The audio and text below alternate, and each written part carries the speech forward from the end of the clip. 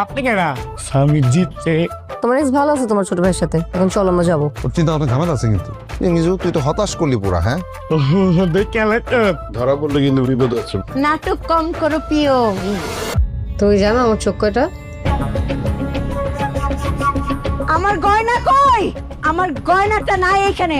বাড়ির বউ ওই বাইরে 5,000 টাকার জন্য ফকিন্ডিগিরি করতে যাবে না। তোমার আম্মা যেদিন আমাকে অনুমতি দিবে আমি ঠিক সেদিনই চাকরি করব। হ্যাঁ, আপনি বলছেন আপনার বাবা নাই, এখন আপনার বাবা আসলো কোত্থেকে?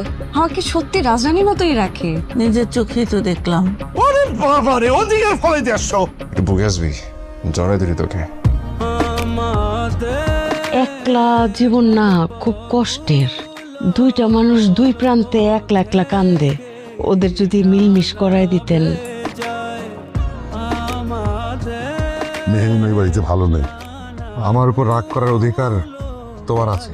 আমি শুধু এসেছিলাম তোমার চোখের জল মুছে দিতে। তুমি কি মাকে মিস করো? অনেক মিস করি। একটা মা তখন সবচেয়ে বেশি খুশি হয় যখন দেখে ওই ভাইদের মধ্যে রক্তের বন্ধনটা আছে। না আমাকে না কেউ কখনো গিফট দেয়নি। আমার সব পরিশ্রম যার জন্য, তার জন্য এটা সামান্য উপহার।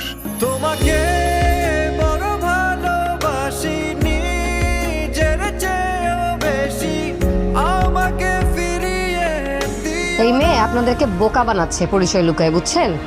ও ফাহাদের এক্স গার্লফ্রেন্ড।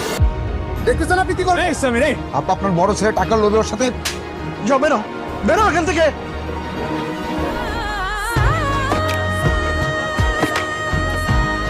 আজ থেকে আমি এই পরিবারের কেউ না। আমার আব্বা আম্মা ভাই সবাইকে আমি ভুলে যাব। আমার চেহারা আর দেখতে হবে না। আমাকে কখনো খোঁজার চেষ্টা করবেন না।